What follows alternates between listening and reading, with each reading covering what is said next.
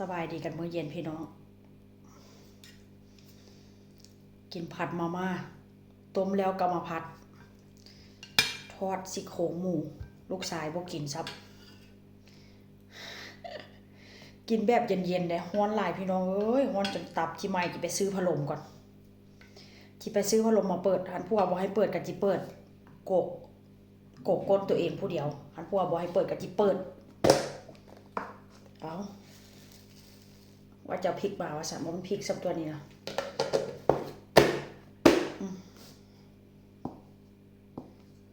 ฮ้อนกับฮ้อนแท้ฮ้อนว่าเด้อเว้ยไปล้างมือก่อนเด้อค่อยละนึกว่าพริกผงเป็นขนม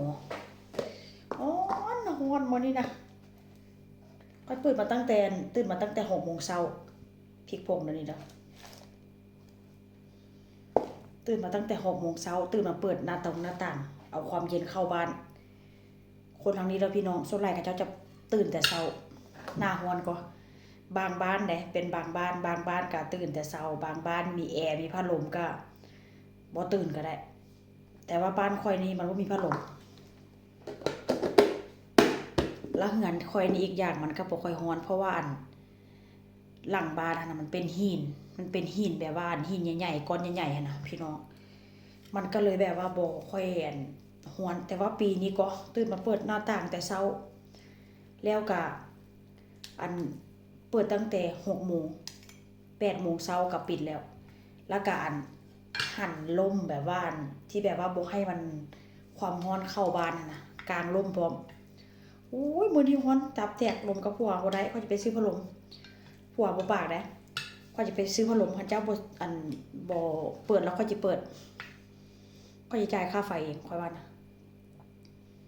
เราก็บ่ปากเราว่าจะไปซื้อเพิ่นเราบอกว่าซั่นบ่ซื้อค่อยสิซื้อมาเองพี่น้องร้อนขนาดมื้อนี้นะเฮ็ดกับข้าวนี่ก็เป็นจานเดียวธรรมดาข่อยนี่สิกินแบบว่าของร้อนได้บ่ว่าจะเป็นพวกต้มพวกทอดพวกแกงนี่ต้องร้อนถึงขั้นว่ากินแบบเย็นๆนะพี่น้องแซ่บมื้อนี้ก็ใส่กระเทียมเจียวพร้อม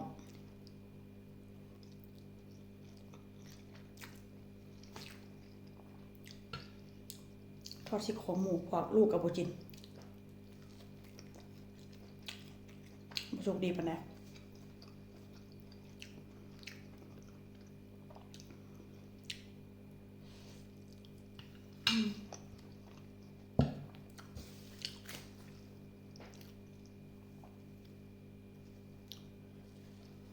ต้นสะระแหน่ทานั่งกินอยากกินร้อนๆอยู่แต่ว่ามันก็ร้อนโพดก็เลยแบบว่าโอ้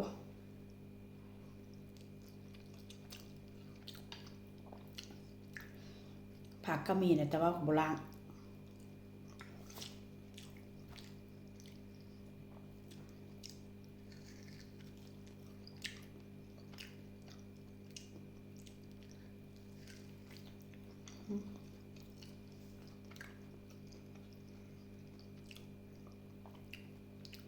ผัดใส่ไข่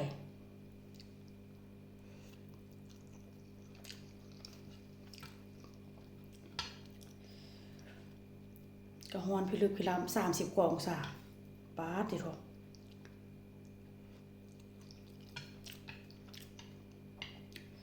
เข้าหน้าร้อนเต็มตัวแล้วร้อนคักร้อนเนี่ย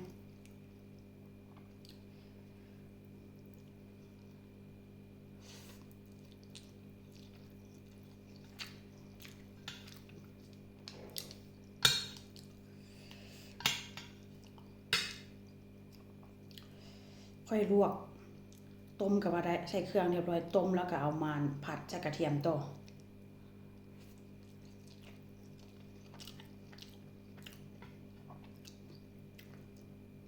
ใส่กระเทียมใส่ไข่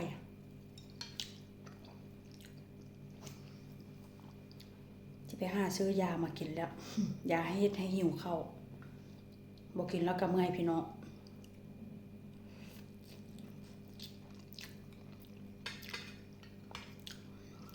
แบตเตอรี่ก็สิเบิดมึงคือสิบ่แซ่บนี่แหละแต่ว่าแซ่บ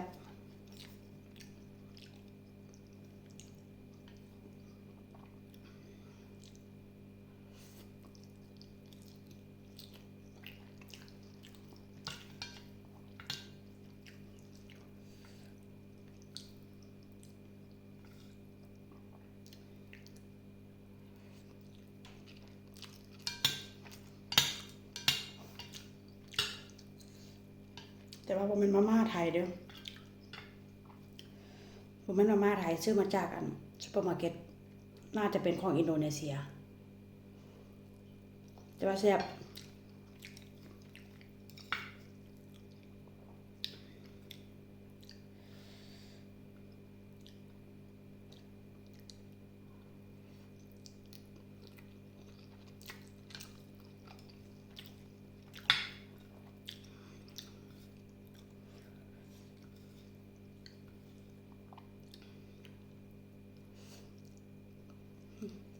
แซ่บ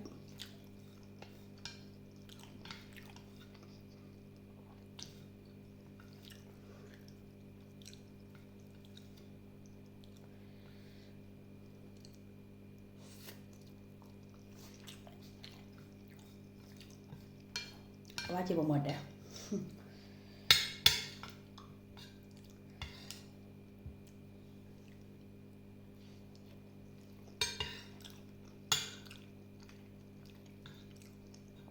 กระเทียมเจียวแล้วก็เอาใส่ขวดแล้วแกะแล้วก็เอาไปใส่ตู้เย็นกระเทียม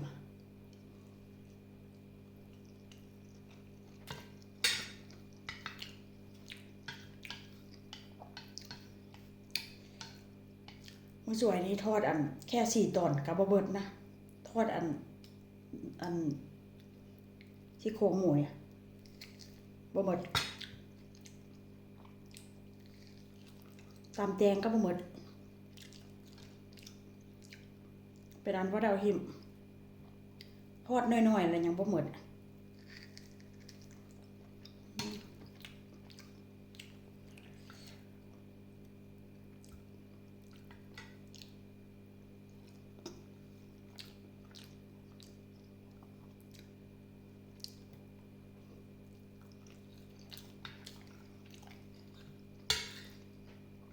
มันฮ้อนไรมันก็อยู่บ่ได้เลยพี่น้องฮ้อนไรก็ได้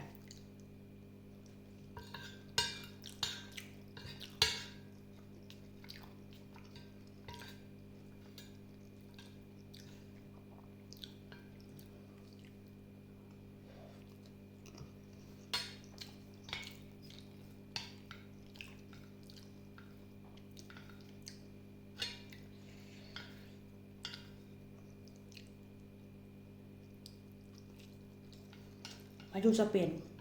บ่ได้ใช้พัดลมจักปีเพราะว่าเงินเจ้าของมันบ่ค่อยฮ้อน